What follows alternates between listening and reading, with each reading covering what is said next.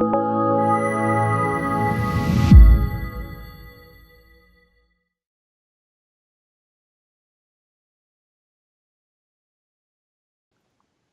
I'm Jacob Hornberger, president of the Future of Freedom Foundation, and this is this week's issue of the Libertarian Angle, the show that brings you the libertarian perspective on the burning issues of the day.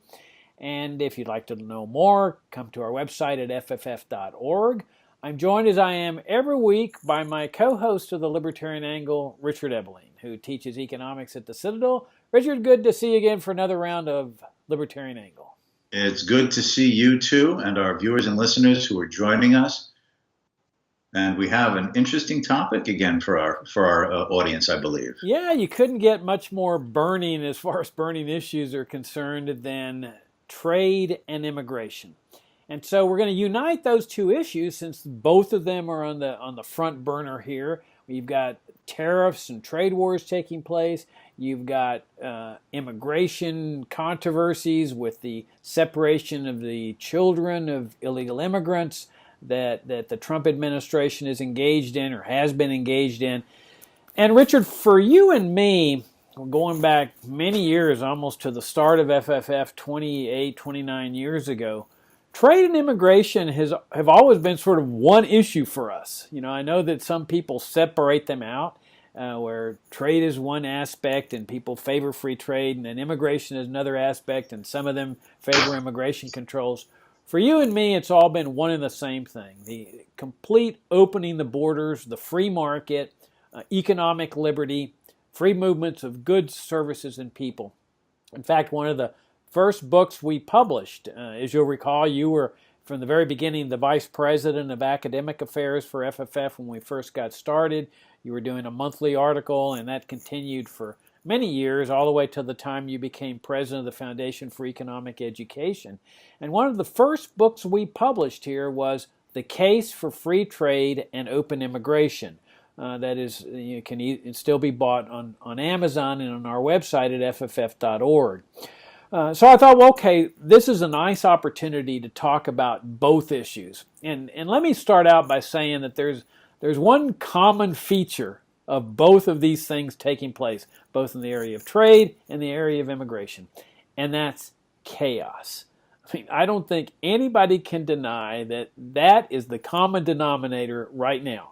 You've got chaos and trade with Trump arbitrarily and almost dictatorial fashion, just picking out which countries he's going to impose tariffs on and maybe retract the tariffs, and which countries he's going to wage a trade war against. And now the countries that he's imposing tariffs on are retaliating. You've got already an impact on American producers. They don't know what to do. They know that some of them see their businesses already starting to go down. Chinese are targeting some of Trump's political supporters, like in the whiskey industry and other people that supported him. They're specifically targeting those sectors. People don't know whether to invest in expansion, even though you have low unemployment. It's created this crisis, and the crisis is associated with chaos. And then over in immigration, I mean, you couldn't find a better example of chaos and immigration. I mean, these children being separated from their families. I mean, it's absolutely incredible. And they really are just a political tool. I mean, what the Trump administration is saying is that sending a message to people who would illegally come into the United States: if you do this, this is what we're going to do to your children. We're going to take them from you. We're going to separate them from you. And it's just another desperate way to try to make immigration controls work.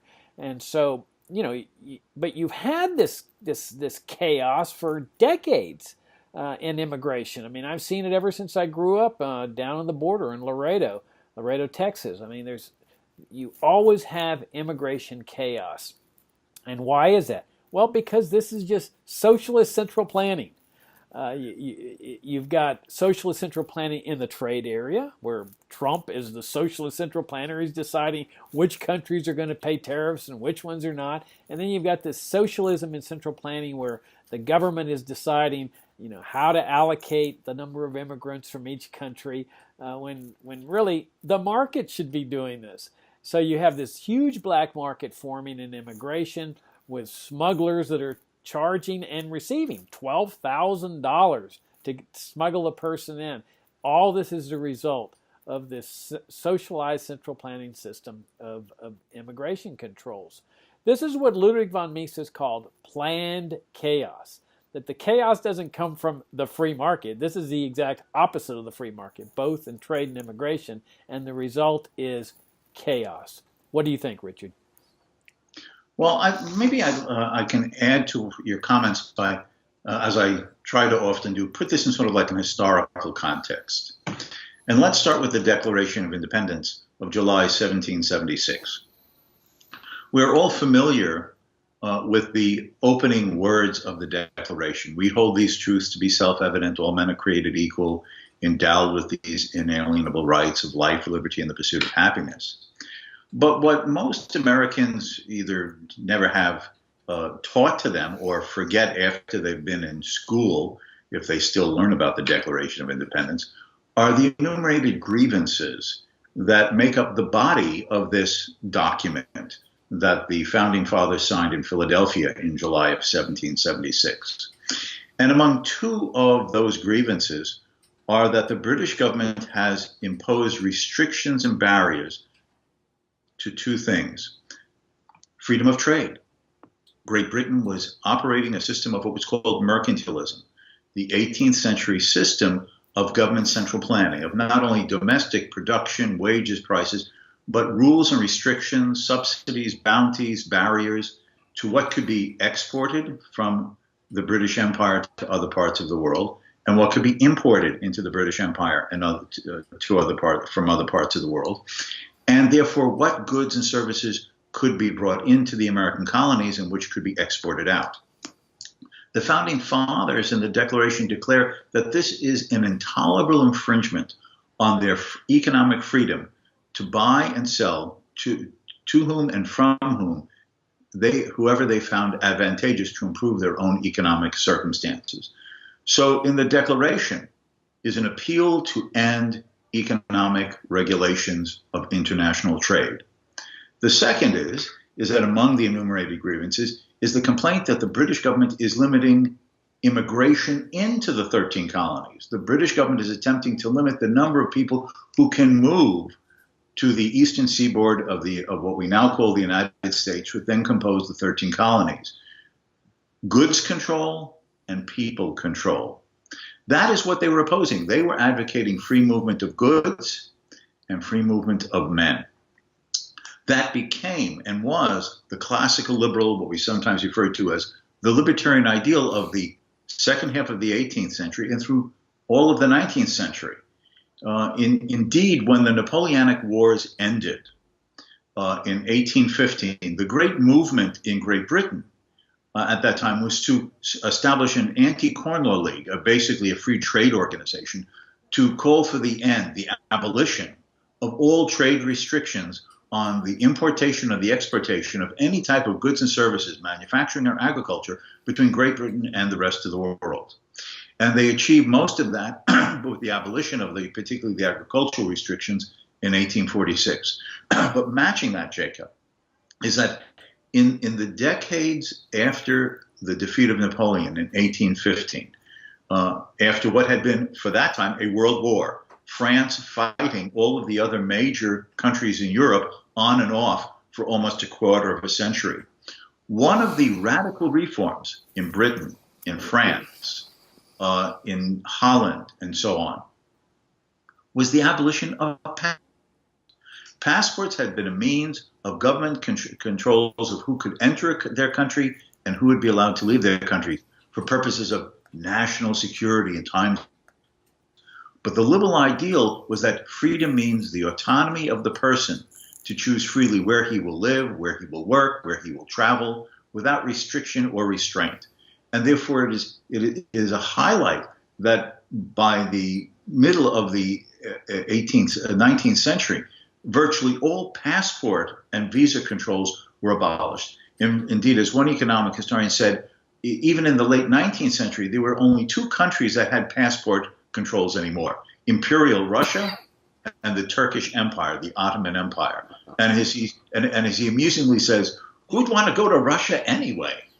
So those are the combined ideals of classical liberalism: free movement of men, free movement of goods, and the companion to that, the free movement of money. That is, the free movement of capital investment from one part of the world to another, as individuals found it market-based in their interest in terms of profits and opportunities.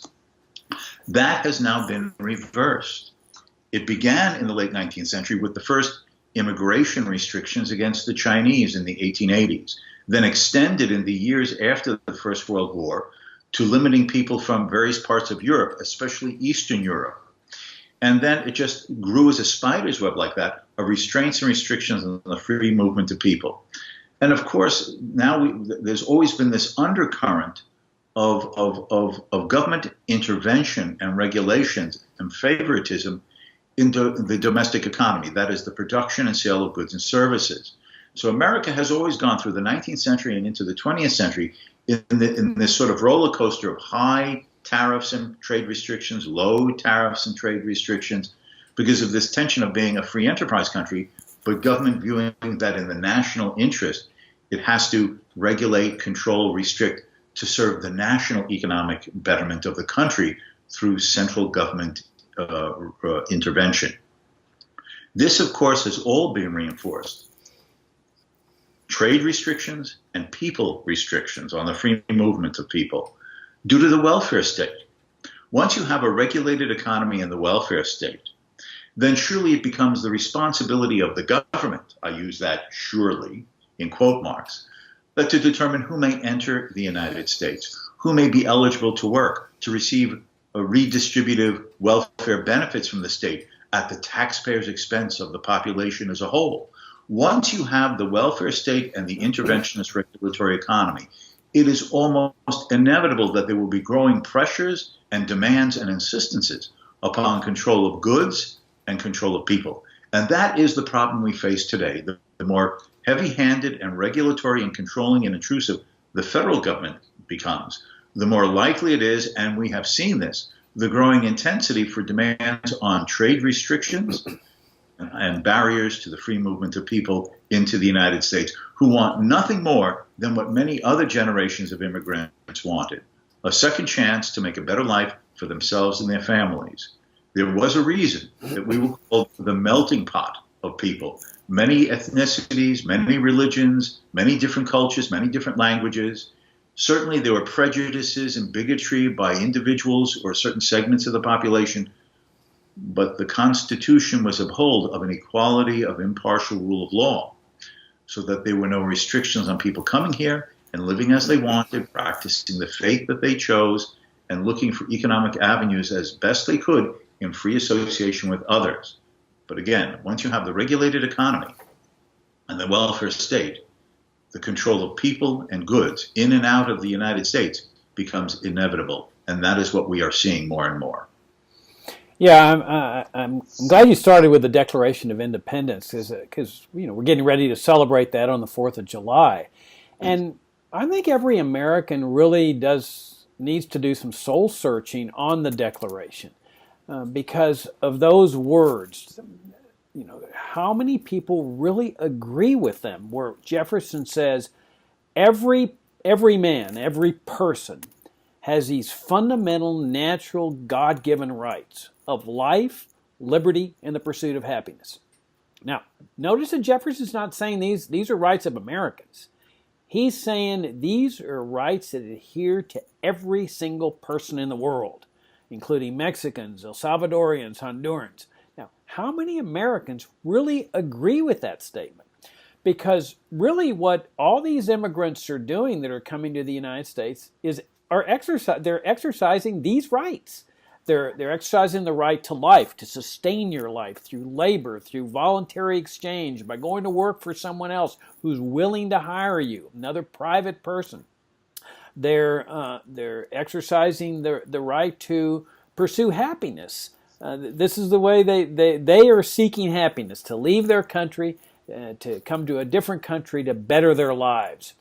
And so these are things that people are doing that are consistent with the principles that Jefferson set forth in the Declaration of Independence.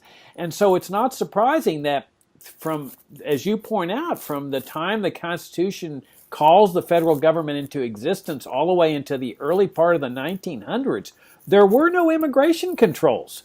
I mean, okay, a cursory tuberculosis station at Ellis Island. But other than that, there were no questions asked. You arrived and you were free to enter the United States. There were no immigration controls to speak of. And on the southern border, there wasn't even the tuberculosis checkpoint. I mean, after the United States absorbed the entire northern half of Mexico, there was completely open borders from the Treaty of Guadalupe Hidalgo in the, I think it was 1840s, all the way up to the 1920s. There was just free movements of people back and forth. This had been their country, which raises an interesting notion. Is that, you know, the advocates of immigration controls lament, you know, that America's losing its the white Anglo-Saxon culture. Well, you know, that train left a long time ago when the United States voluntarily absorbed the entire northern half of Mexico, along with all the inhabitants, along with all the laws, all the people that spoke Spanish, all the culture, all the street signs. I mean, that is an amazing thing, and to absorb the entire northern half of the country, then act surprised that there's so much Hispanic culture in the United States today. And so you had this culture. Now, tariffs, obviously this was a violation of the principles of liberty. The United States did have tariffs. Part of it was revenue. I mean, there was no income tax throughout the 1800s. People kept everything they earned. So they believed that in order to fund government, you needed this indirect form of taxation, which they called tariffs. And I assume that there was probably some protective tariffs as well, which would be a violation of the principles of liberty. But on immigration, it was totally open immigration, open borders. And then it was into the 1900s when everything started to shift. The move toward socialism, the move toward the welfare state, the move toward the centrally planned economy, the regulated economy, and the move toward immigration controls. And that's when all the crises began. I mean, if you look at the Holocaust, for example, a lot of Americans don't realize that Hitler was willing to let German Jews leave Germany. But because every country had immigration controls, and this was the Great Depression, every country was saying, oh, no, we can't afford to take them. And one of those countries was the United States. Under the Franklin Roosevelt administration, Roosevelt said, no, we can't take the German Jews. We have the quota system, and Germany's already filled its quota. Well, it absolutely turned out to be a disaster, because if Jews had been free to leave Germany, well, they were free to leave Germany, they'd been free to come into the United States as they would have been throughout the 1800s, you wouldn't have had the massive massacre of Jews that you had in World War II. So this entire shift brings about some tragic consequences. But along with the consequences was chaos. I mean, I've lived, now almost 7 decades, and I've seen this ongoing immigration crisis. Well, the crisis occurs because of immigration controls. And yet there's this mindset that, there's a perfect plan out there. I love the phrase comprehensive immigration reform, where if we just enact comprehensive immigration reform, the immigration crisis will be over. Well, this is nonsense. Socialism produces economic crises and economic chaos. It doesn't matter what they do. No matter what enforcement mechanism they have, they could build the highest wall in the world. And as long as there's an economic demand for labor in the United States, and as long as there are people trying to improve their lives through labor, there's going to be chaos. There's only one thing that works, Richard, and that's what's so amazing to me, is that it's only us libertarians that recognize it. The only thing that works is freedom and free markets, the free movements of people across borders. It harmonizes people's interests. People can retain their citizenship. Just because you come over here and work or live or tour doesn't mean that you have to become an American citizen. It just means that you're pursuing happiness in your own way. Your citizenship really is irrelevant.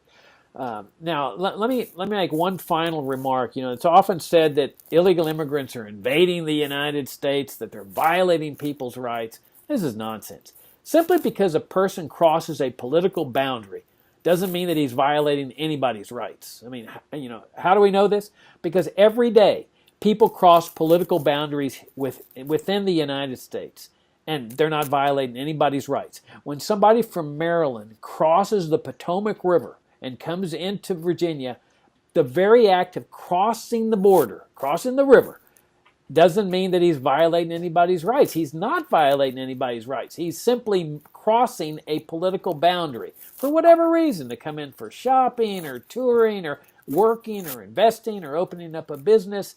He's not violating anybody's rights simply when he crosses a border. And when we travel across the United States by car, we're constantly crossing county borders, moving from one county to another county, state to another state.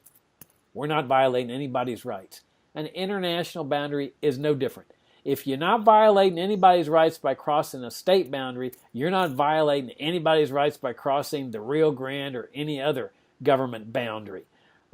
So once we look at it in those kind of terms, that people are exercising fundamental rights, they're pursuing happiness, they're exercising liberty, then everything shifts, and it's easier to see that, hey, God has created a consistent universe here. Statism doesn't work. It produces massive chaos and massive crises and massive suffering. The free market works fantastic.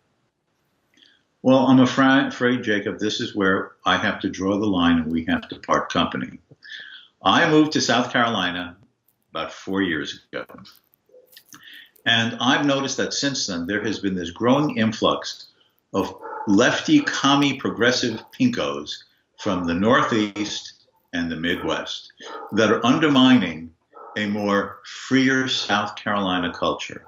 So I think we need a wall on the South Carolina-North Carolina border, and I want Massachusetts to pay for it. But more seriously, the fact is that all of the hysteria that has arisen, justifiably by libertarians, conservatives, and certainly by a lot of Trump's opponents, that Trump is instituting, this horrific restriction on immigration, wanting to expel people, doing bad things to the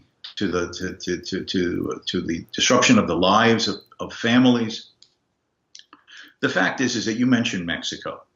The first border restrictions came in the 1920s, and then they rapidly expanded in the 1930s during the Great Depression. Oh, those Mexicans are here and are continuing to come in and stealing our jobs at a time of economic hardship. These jobs, however many in the depth of the Depression still exist for people to try to earn a living, should be available for real Americans. And the Franklin Delano Roosevelt New Deal administration expelled tens of thousands of Mexicans from the United States in the name of saving jobs for real Americans. That destroyed people's lives. That undermined people's ability to make enough money to feed their own families. I'm sure that there were young children of these Mexican parents who had grown up for years in the United States and knew nothing pretty much other than life in the United States of that 1930s time. And then to be expelled back with their parents to Mexico and have to then figure out how to live, their entire family, to earn a living and to be able to survive. This is nothing new. This is the problem once government, whether it be a Republican administration such as Trump's or a Democratic administration such as Franklin Roosevelt during the New Deal, this is inevitable once the state puts its hands on determining the economic directions, futures, and activities of the people of a country. Regulation, control, planning inevitably involves people control. Who can do what, under what terms, and where, and who's eligible not only to gain government services, but to be in the country, because the government is responsible for all that occurs within the nation. And if some people are viewed as not part of the plan to assure what the government considers real Americans deserve, the classified and pigeonholed non-Americans bear the brunt of being expelled and thrown away from the life opportunities that fortunately our ancestors were able to claim, and from which we are the lucky beneficiaries. Yeah, that exodus that you point out under the Roosevelt administration, it was horrible. I think they call it the Trail of Tears or something like that. You can Google Trail of Tears or Mexican Exodus under Roosevelt. I mean, it is horrible, the suffering that it caused among people.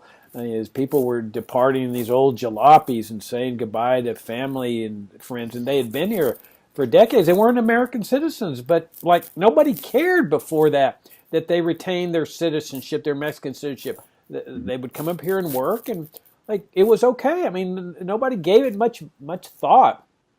And there's no reason why somebody needs to become a citizen. I mean, today there's 1 million Americans retired in Mexico. Okay, a lot of them don't assimilate. They continue eating hamburgers, and they don't learn Spanish. A lot of them don't. They don't, assimilate within the local. They hang out amongst themselves. They cheer for American sports teams. They retain their American citizenship. Who cares? I mean, what difference does it make? These are people that are pursuing happiness in their own way. They're living in a foreign country. They're retaining their American citizenship. I say leave them alone. It's great. And by the same token, a system of open borders.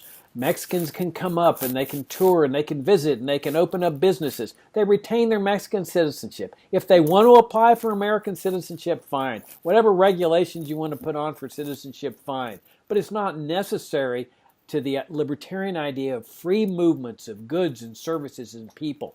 I mean, I've been reading articles, Richard, where there is such economic prosperity going on in the United States today that people are telephoning the illegal aliens that were working for them previously, saying, please come up here, whatever it takes. I need you to work in my florist business or my agriculture business. And what's wrong with that? I mean, these are consenting adults agreeing to an economic transaction. Why should this be the business of government? Now, it's often said, oh, well, America is a homeland. No, it's not a national homeland. And your point about South Carolina, as humorous as it is, really is well taken. I mean, why? What if Texas, for example, says Texas is a homeland and we want to keep out New Yorkers? I mean, we would laugh at that and say, well, no, New York, not just because the Constitution prohibits it, because the Constitution could be amended, but the idea of people have a right to freedom of travel. Texas isn't a national homeland. It's a state that consists of a collection of privately owned property and government-owned property. And what we're dealing with is the private-owned property, that a private entrepreneur or a private homeowner has the right to invite anybody he wants into his business or his home because it belongs to him. That's what private ownership means. And so when people say, well, I've got a business and I'm going to hire Mexicans or El Salvadorians, why is that the business of government? It isn't the business of government. And no one has the right to interfere with these voluntary transactions. This is what the free market and private property order are all about, that government stays out of these mutually consensual economic transactions. Back in 1984, I moved to Dallas, Texas, shortly before you and I first met. And I had a car with New York license plates. And I stopped at a stoplight on one of the intersections in Dallas, and I look at the bumper of the car in front of me, and it had a sticker that says, if you love New York, get out of town. Also, there was an old TV commercial for sort of a picante salsa sauce or something.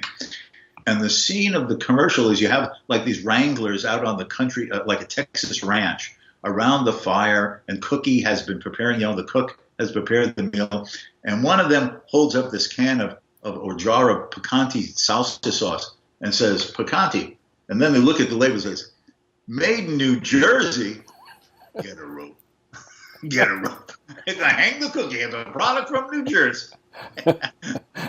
So these sentiments, though amusing, run deep and can be joked about in various ways. But the fact is that the ideal of the advocate of liberty is that, as you pointed out, in the Declaration of Independence, Jefferson's words are not reserved for the current residents of the 13 British colonies. They're not reserved for people who speak a particular language or have a particular faith or origin of ethnicity. These are declarative and categorical. We hold these truths to be self-evident for all men. They are created equal. This means everywhere, for everyone, every individual as a human being has the right to life, liberty, and the pursuit of happiness. And as classical liberals and libertarians, and most Americans, to be frank, through a good part of the early years of the United States, believed that this entailed anyone being able to come to America and have that new start. Enter any business, enterprise, profession, line of work. All that was required is to act honestly and peacefully in your dealings with others, with no restrictions and no restraints. It is the individual free to live his life as he chooses, interacting with others as he finds it mutually beneficial, and the government has only one function, and that is the securing of those rights to life, liberty, happiness, and honestly acquired property from aggressors, bandits, thieves, and murderers, whether they be at home or threatening directly from abroad. Other than that, it is not the state's responsibility to interfere with our free choices, what we'll produce, to whom we'll offer to sell it, what we buy from others, or where we choose to live, work, or reside.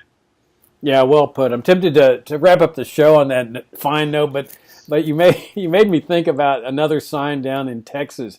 You know, during the savings and loan crisis, that there was tons of New Yorkers leaving Wall Street and coming down to live in Texas. There were signs all over the place saying, "We don't care how you did it in New York." Because New Yorkers would come down and try to impose their culture. They had no understanding of the Hispanic culture of Texas. I mean, Texas's culture is very unique, but especially unique on the border. People don't understand, the border culture. In fact, one of the humorous things of this whole chaos of immigration is that people on the border are asking, "Where's the crisis?" And in fact, that they had an article profiling the mayor of Brownsville that said, "Well, we understand that Trump's all excited about the immigration crisis and the whole right wing and so forth, but there's no crisis here in Brownsville. We don't have a crisis." And it's the same thing in Laredo. We all grew up in this culture of illegal immigrants, of people crossing over from Nuevo Laredo, and everybody had an illegal alien maid or nanny when I was growing up. And of course, the Border Patrol was always kind of like, they knew it was going on, but they didn't dare go and raid people's homes because they'd have all these angry Laredo housewives. So it was like a modus vivendi that they would enter into. We won't touch you unless a housewife got angry because somebody else had hired away her maid, and then she'd go and turn her into the Border Patrol, which went on. But this was the culture. In fact, during the annual George Washington's birthday celebration in Laredo, which was the only city that would celebrate George Washington's birthday with a big parade and debutante's ball and a jalapeno festival and so forth, they would open the borders totally for 3 or 4 days, so everybody from Nuevo Laredo could come over. It was really just one big metropolitan area.